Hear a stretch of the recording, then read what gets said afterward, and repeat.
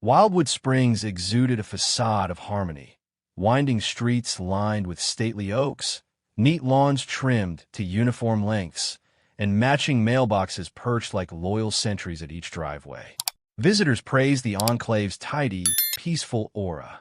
Behind this placid veneer, however, lay a network of HOA regulations overseen by a single, formidable figure, Diana Barkley, though nearly everyone privately called her Karen.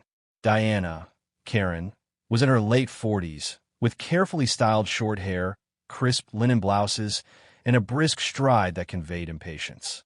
Officially, she served as the Wildwood Springs HOA Facilities Compliance Officer. Unofficially, she was the neighborhood's resident enforcer, a woman who thrived on patrolling for violations, from garden gnomes to unauthorized fence colors. Under her watchful gaze, homeowners lived in mild fear of racking up fines or scorn for the slightest infractions. Karen believed fiercely in her mission, preserving property values through absolute uniformity. Any deviation from the community's established aesthetics or standards triggered her immediate intervention. Over the years, she'd shut down a beloved treehouse as a hazard, forced a family to paint over cheerful murals on their garage door, and banned certain doormats for clashing with the overall palette. Residents grumbled behind closed doors, but rarely challenged her directly, unwilling to risk her wrath.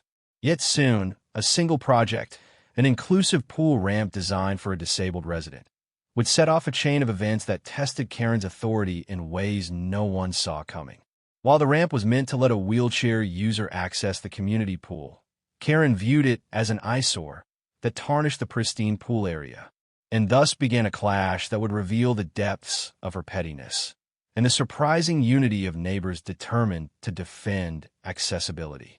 At the center of Wildwood Springs stood a community clubhouse and shared amenities, including a shimmering in-ground pool popular in warm months. Families gathered there on weekends for barbecues, kids splashed in a shallow end, and older residents waited for gentle exercise. The pool was a vital social hub, bridging generational gaps.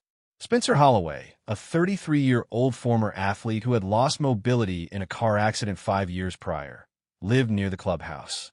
Confined to a wheelchair but still yearning to swim, he found the existing pool design daunting.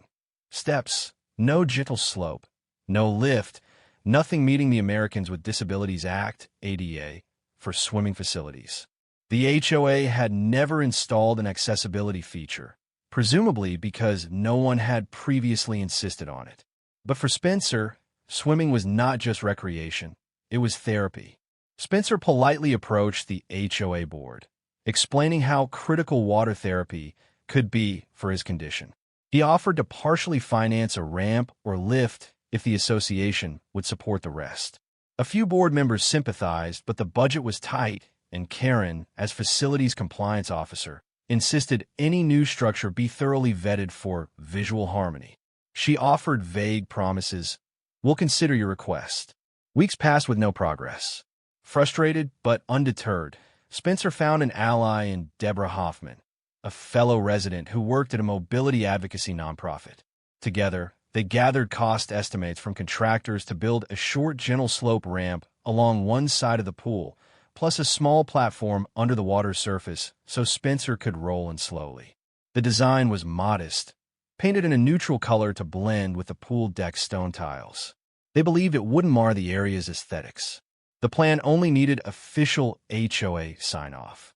When Karen heard rumors of a wheelchair-accessible ramp being proposed, her hackles rose. She pictured an ungainly metal slope sprawling across the immaculate pool deck, overshadowing the uniform lounge chairs and symmetrical planters. The notion that it might help a single disabled swimmer felt secondary to her overarching fear of destroying the pool's clean lines. She demanded to see the plans. At the next HOA meeting, Spencer presented his sketches. Deborah backed him up, describing how the ramp's color scheme matched the pool's neutrals and how safety rails would be minimal. Karen studied the designs with pursed lips. "This looks out of place," she sniffed. "Our pool area is known for its sleek stone perimeter. This ramp is sure to stand out. Have you considered how it might lower property values?" Spencer swallowed frustration. It's a small ramp, painted tan to match the stone. My contractor can ensure it's tasteful, and it's essential for me to enter the water without being carried. Karen pressed on. Well, our guidelines are strict. We might demand certain changes, reduced rail height, for instance, or an alternate location so it's not the first thing people see. One board member, a middle-aged man named Trent Maxwell, tried to mediate. If it's done neatly, it might not be as big an issue as you fear, Diana.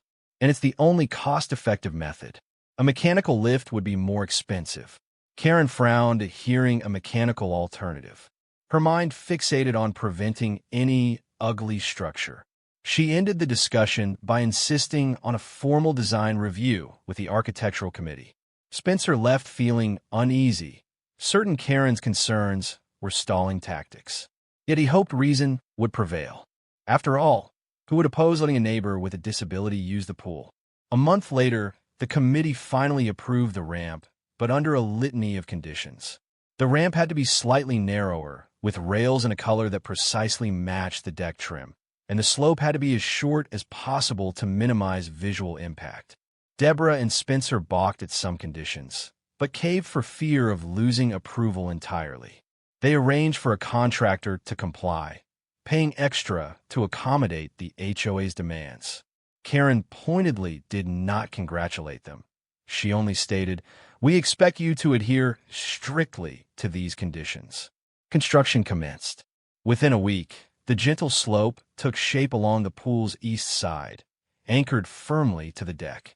The contractor used textured composite boards tinted tan and a low-profile rail that matched the deck's grayish metal. The result looked professional, hardly an eyesore. Spencer visited daily, smiling as he realized he'd soon have a safe way to roll himself into the water. Karen lingered on the sidelines, arms crossed, criticizing minor aspects. That rail is an inch taller than the plan says. The color is a shade too dark. The contractor politely explained everything matched the final blueprint, but Karen's dissatisfaction was obvious. She disliked the ramp on principle, no matter how seamlessly integrated. Other neighbors mostly supported Spencer, though some older residents, swayed by Karen, grumbled about unnecessary changes. Finally, the ramp was finished. The day the contractor left, Spencer tested it with his wheelchair, carefully rolling down the slope into the shallow water. A grin of pure joy spread across his face. Freed from barriers, he could now swim whenever he pleased, a triumph of perseverance. Deborah snapped pictures, intending to celebrate on the neighborhood's online forum. Little did they know, Karen's resentment simmered dangerously. She was about to take matters into her own hands. Late one evening, after the pool area closed, a silent figure slipped past the fence. Armed with a small crowbar and a handsaw, she approached the newly built ramp. In the dim moonlight, she regarded it with contempt. Then, methodically, she pried at support beams, cracked boards at stress points, and loosened rail segments. She left splinters of composite scattered across the deck, the structure's stability compromised. With a final sneer, she vanished into the darkness. The next morning, Spencer arrived excitedly to swim. But horror gripped him when he saw the ramp's rail bent at a grotesque angle, boards partially snapped, screws missing. The ramp was effectively destroyed, vandalized. Sinking dread and anger welled up. He could hardly believe someone would sabotage a wheelchair ramp. Deborah, who'd accompanied him, felt tears burn her eyes. She phoned the police, who arrived to document the scene as vandalism. A few bystanders gaped in shock at the damage. Word spread quickly among neighbors. Karen, ironically, showed up at the pool soon after, feigning surprise. "What happened here?" she asked in a tone of mock concern. Spencer, trembling with rage, demanded, "You did this, didn't you? Who else hates this ramp so much?" Karen clutched her chest in theatrical offense. "How dare you accuse me without proof? Maybe your ramp was poorly built, or some random kids decided to do mischief." Her eyes glittered with barely hidden satisfaction. Besides, the ramp was unsightly. "Perhaps now you can try a better design." Stunned, Spencer realized he had no concrete evidence. The area lacked security cameras, and the nighttime pool gate was easy to hop.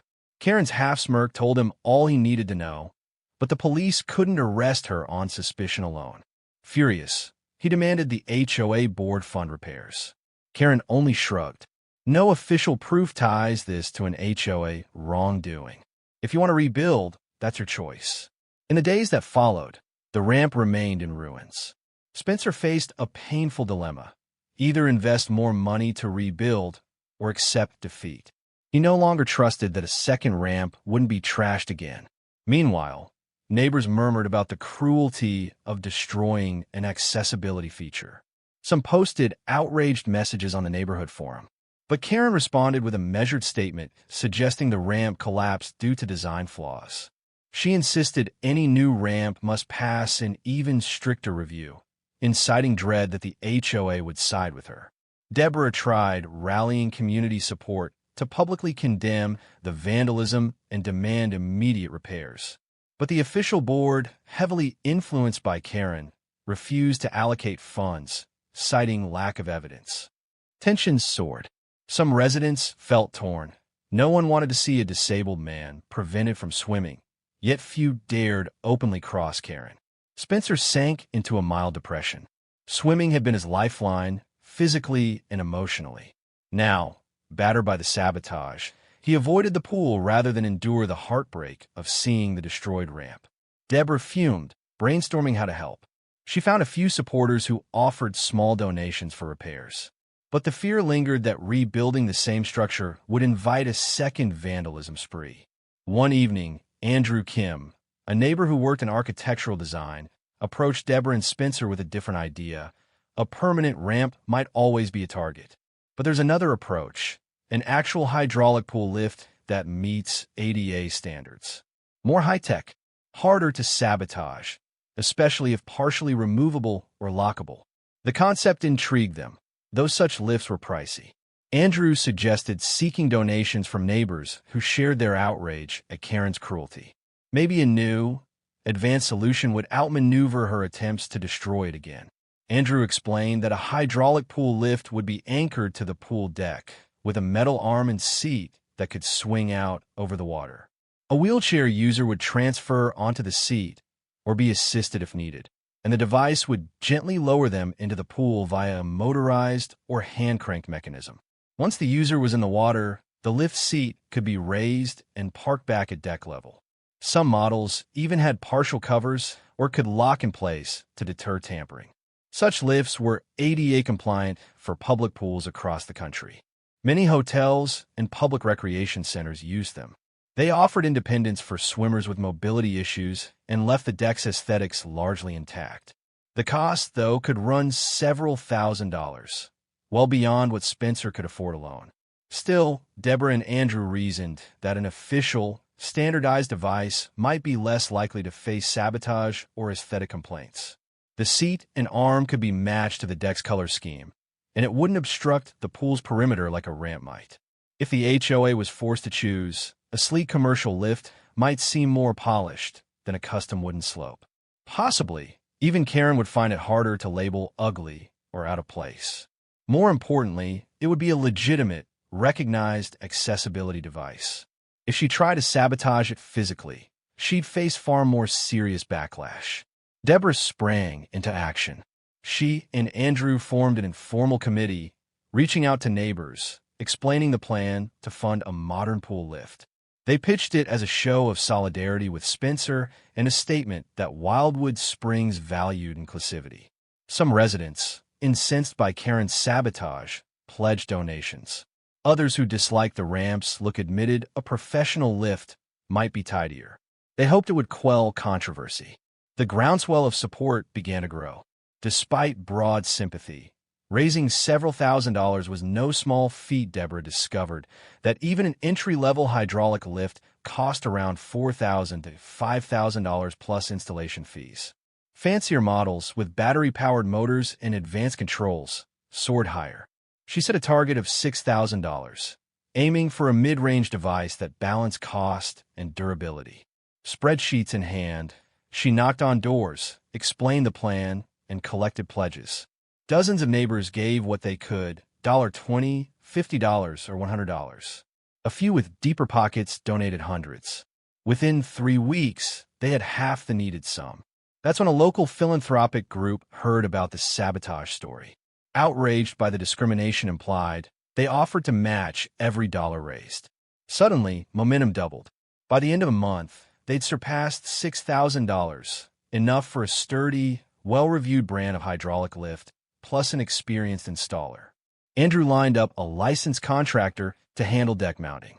Throughout this process, Karen lay low, possibly hoping the fundraising would fail. She occasionally sneered about wasting money on an unnecessary device, but the quiet wave of support outpaced her complaints. She might have tried to sabotage the plan openly, but with the sabotage story still fresh, she risked further backlash if she obstructed a widely supported philanthropic effort. Meanwhile, the broader HOA membership, seeing that private donations, not HOA fees, would cover costs, raised few objections. Some even found the plan admirable. Armed with full funding, Deborah and Andrew approached the HOA board to formally propose installing the hydraulic lift at the community pool. They provided brochures from the manufacturer detailing how the seat, arm, and anchor would be installed near the deep end, requiring minimal deck space. The device's frame could be painted or powder-coated to match the existing pool fixtures, ensuring aesthetic consistency. Karen, in the audience, tried to raise issues. Won't it clutter the deck? That mechanical arm could be an eyesore. Andrew calmly responded that the lift stowed upright against the deck's edge, occupying less space than lounge chairs. It would be locked when not in use, preventing tampering. Many hotels and public pools used identical models without complaint. The board listened with interest, noting that the philanthropic match meant no direct cost to the HOA. This was a big plus. Spencer, attending in his wheelchair, quietly emphasized the importance of a safe, consistent solution. After the ramp's sabotage, I'm reluctant to rebuild, but a professional lift is standard across the country. It will let me and anyone else with mobility challenges enjoy the pool. He spoke calmly, though his voice trembled with emotion. The rest of the board members, except Karen, nodded sympathetically. In a final flourish, Andrew produced letters from local disability rights advocates praising the community for considering a modern lift. The board, impressed by the thoroughness and public relations benefit, voted. The motion passed by majority, overshadowing Karen's solitary no. The device would be installed next month, with the philanthropic group covering half the cost. Karen glared, but was powerless to block it. Though defeated at the board meeting, Karen refused to concede gracefully. She scoured the HOA bylaws for any clause that might hamper installation. She fixated on rules about equipment near the pool perimeter, claiming a mechanical device might pose a safety hazard or require an additional fence partition. She emailed the board daily, urging them to revisit the decision. But the board, swayed by the positive press and public sentiment, dismissed her concerns as scaremongering. Undeterred, Karen wrote an article in the neighborhood's monthly newsletter titled Pool Aesthetics Under Threat, insinuating that a large mechanical contraption would ruin the serene pool environment. Residents mostly rolled their eyes, having grown weary of her fear tactics. The philanthropic group threatened to withdraw the matching funds if the HOA reversed course. That possibility fueled the board's resolve to proceed. Privately, some neighbors worry that Karen might physically sabotage the lift once installed, just as she'd attack the ramp. But Andrew promised the device would be anchored with tamper-resistant bolts. Also, a partial security camera, newly installed by the philanthropic group, would watch over the pool deck to deter further vandalism. If Karen attempted to smash the lift at night, this time she'd be caught on film. Feeling cornered, Karen sulked. Her once powerful intimidation factor was undermined by overwhelming community support for the new lift. But she still harbored resentment. The impetus behind the ramp's destruction had never been proven, yet everyone suspected her. For now, she lay in wait, hoping the installation might falter or spark some fiasco. A crisp morning dawned as a truck from Aqua Access Mobility rolled into Wildwood Springs. carrying the brand-new hydraulic pool lift. Andrew greeted the installation crew, guiding them through the clubhouse gates to the pool deck. Neighbors gathered, curious to watch the process. Spencer, perched at the deck's edge in his wheelchair, felt excitement bubble up. This was the day he regained access to the water. The crew measured carefully, marking a spot near the deep end for the anchor mount. They drilled into the concrete deck, set heavy-duty steel fasteners, and hoisted the lift's main post upright. Painted a soft gray, the metal arm looked sleek rather than obtrusive. The seat, a contoured plastic shell, hung from the pivot joint. Wires in a small hydraulic unit were discreetly tucked behind a protective panel. By midday, the apparatus stood securely, the seat locked in place at deck height. Karen lingered on the sidelines, arms folded, occasionally muttering about ugly mechanical lumps. A few neighbors shot her disapproving looks. Some snapped phone pictures for the neighborhood forum, praising the modern design. Andrew and Deborah supervised final tests. One installer sat on the seat, operating the control panel to raise and lower himself over the water's edge. The device moved smoothly, no squeaks or jerks. Applause broke out among the watchers. Spencer swallowed a lump in his throat. After the sabotage heartbreak, here was a professional-grade solution. The philanthropic group's matching funds had yielded a top-tier product. With the device tested, the crew gave a final thumbs-up. The board's president cut a little ribbon to mark the opening of the new lift. For all the strife, it was a celebratory moment. Karen scowled from the back, helpless to overshadow the cheerful atmosphere. That afternoon, with the deck still bustling, Spencer approached the lift for his maiden swim. Deborah and a neighbor, Carla, helped position his wheelchair near the seat. He locked the chair's brakes, carefully transferred onto the lift seat, then strapped in. The crowd hushed, phones at the ready to capture the moment. Even Karen stood watching, arms crossed, her expression unreadable. At the push of a button, the hydraulic mechanism hissed gently. The seat swung out over the water, then descended with smooth precision. Spencer slipped into the pool with ease. Cheers rose from the onlookers. The relief on his face was palpable. The sabotage from weeks ago felt distant, overshadowed by this shining demonstration of inclusive technology. He paddled around, grinning broadly. Children squealed with delight, as if greeting a returning friend to the water. Some older folks wiped away tears, moved by the simple yet profound victory for accessibility.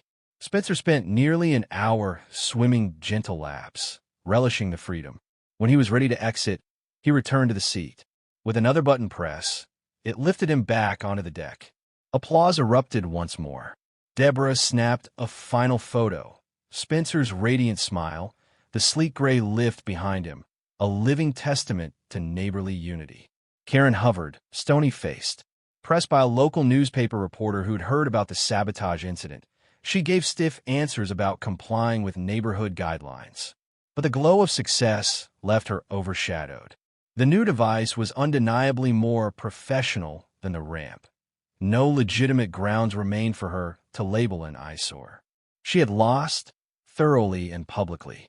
In the weeks after the lift's installation, Wildwood Springs bristled with conversation about the ordeal. Many commended the philanthropic group and the neighbors for stepping up. Parents told stories of how a few other residents with mobility challenges now use the lift, some seniors, an injured teen, a mom recovering from knee surgery. The device's utility extended beyond just Spencer. The local paper published a heartwarming piece titled, "Hydraulic Lift Brings Accessibility to Wildwood Springs Pool," featuring Spencer's story and praising the community's collaboration. They discreetly mentioned a vandalized ramp, but refrained from naming suspects. On social media, supportive comments flooded in, including from outside towns. Even some of Karen's usual allies admitted the new lift looked surprisingly neat, quieting concerns about aesthetics. Karen retreated to the background. She made no more public pronouncements condemning the device. Her attempts to find new technicalities, like citing noise from the lift's motor or safety clearance, fell flat as the product was rigorously certified. The board, relieved to see the device, so widely accepted, showed no patience for her further objections. In short, her sabotage had backfired, overshadowed by a sophisticated solution that garnered universal praise. During the next HOA meeting, a neighbor asked if the board might reimburse some portion of the philanthropic group's expenses or at least publicly acknowledge them. Karen tried to steer the discussion away, but the board indeed passed a formal commendation for all who donated. The sabotage rumor lingered as an open secret. Everyone suspected Karen's hand in it, but no direct proof existed. Yet the result was inescapable. She'd inadvertently paved the way for a superior fix, ironically defeating her own campaign against ugly modifications. Though Karen no longer openly opposed the lift, she remained resentful. In her mind, the device was a flashy contraption that undermined the pool's original design. She told Confidence that the solution catered to one person's special treatment, ignoring the fact that multiple folks were now benefiting. Some older residents with arthritic knees tried it, praising the relief from precarious ladder climbs. Parents saw it as a progressive step forward, ensuring all children or adults with mobility issues felt welcome. Behind closed doors, Karen still vented. She occasionally glared at the lift seat, itching to complain about something, maybe water drainage or color mismatch. But each time, the board brushed her off. The device matched the deck, had local code approvals, and was locked after hours so no one could accidentally tamper with it. Her usual infiltration tactics had nowhere to latch. Meanwhile, the social fabric of Wildwood Springs evolved. Freed from her overbearing approach in this realm, residents found more confidence to request or propose modest changes. A couple of families installed wheelchair-friendly walkways on their own property. Another replaced steep porch steps with a subtle slope. The pool lift victory emboldened them. If Karen tried to sabotage again, the community would rally. Her hold over them was weakening. Karen, for her part, might have recognized the shifting tide. Though still an HOA official, she focused on smaller concerns, mailbox alignments, minor landscaping rules, and avoided the large-scale controversies that once fueled her sense of power. The sabotage fiasco had left a stain she couldn't wash away. Summer arrived in full bloom, prompting the HOA to organize its annual Wildwood Splash Fest, a community gathering around the pool with music, refreshments, and games. Families flocked, armed with picnic baskets and swimsuits. The newly installed hydraulic lift stood ready, clearly labeled so anyone needing assistance could use it. Volunteers took brief training on how to help operate it safely. Spencer, flanked by Deborah and a few other supporters, beamed as he served as an informal ambassador, showing folks how simple and convenient the lift was. Karen lurked on the sidelines, a forced smile plastered on her face. Officially, as an HOA officer, she was supposed to greet attendees. Instead, she busied herself checking wristbands, occasionally snapping at children for running too fast on the pool deck. The board president, Mr. Caldwell, publicly thanked the philanthropic group, our generous neighbors, and those who oversaw the lift's installation, drawing applause from the crowd. Karen gave a half-hearted clap, face tight. Amid the festival's laughter, music, and splashing, Spencer eased onto the lift seat, demonstrating its ease to an elderly neighbor who'd never swum in the community pool before. She overcame her nerves, tried the lift, and joined the water with quiet delight. The crowd cheered. Karen glanced away, arms folded, as if the sight pained her. Yet the spirit of unity overshadowed her bitterness. The sabotage once threatened to divide the neighborhood, but it ended up uniting them in a call for inclusive innovation. That evening, after the festival, Spencer rolled home, heart brimming with gratitude. The memory of the destroyed ramp still stung, but the hydraulic lift had far exceeded his initial dream. The tragedy of sabotage led to a cutting-edge solution that served more than just him. In a strange way, Karen's petty act had forced the community to do something bigger and better. As the months passed, the hydraulic lift became a fixture of daily life at the Wildwood Springs pool. Some residents forgot the old controversies.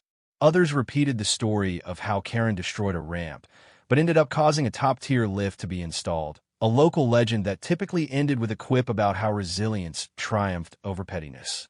The philanthropic group visited once to see the lift in action, snapping photos for their newsletter highlighting a success story of community empowerment. Meanwhile, Karen remained on the HOA board, but her influence waned. She occasionally posted petty reminders about trash bin placement or lawn height, but no one took her doomsday predictions seriously anymore. The lift stood as a silent testament to the neighborhood's willingness to push back. She might have originally prevailed if the sabotage had gone unchallenged, but neighbors refused to let that happen. Instead, they turned her worst impulses into a catalyst for progress. Spencer used the pool regularly, building up his upper body strength through swimming. Freed from the ramp fiasco, he found new confidence in forging friendships with neighbors, many of whom had pitched in for the lift. Logan, a local teen with a temporary leg brace after a sports injury, also used it. Elderly folks with uncertain balance gave it a try. The seat's presence at deck level reminded everyone that Wildwood Springs was for all who called it home, not just the able-bodied. On a warm autumn afternoon, the final weekend before the pool closed for the season, Deborah and Spencer sat side by side, watching golden leaves drift across the water. They exchanged smiles at the sight of a neighbor in her 70s, gently lowered by the lift for a relaxing dip. It was a quiet moment of reflection on how far they'd come since the night they found the ramp smashed. In place of anger or fear, they felt pride. The sabotage might have marred their original plan, but it paved the way for a superior solution, one that Karen could never tear down. As the sun dipped behind the clubhouse, painting the sky in hues of orange and pink, Spencer wheeled himself to the lift for one last swim of the season. He pressed the button, the hydraulic arm swung out, and the seat lowered him into the water. Overhead, a gentle breeze stirred. He floated in the soothing warmth, grateful not just for the technology, but for the neighbors who had proven that even under an oppressive HOA figure, compassion and determination could prevail. On the distant pool deck, Karen lingered, arms crossed, watching as the neighborhood's newest symbol of inclusivity carried on, unassailable and permanent in its rightful place.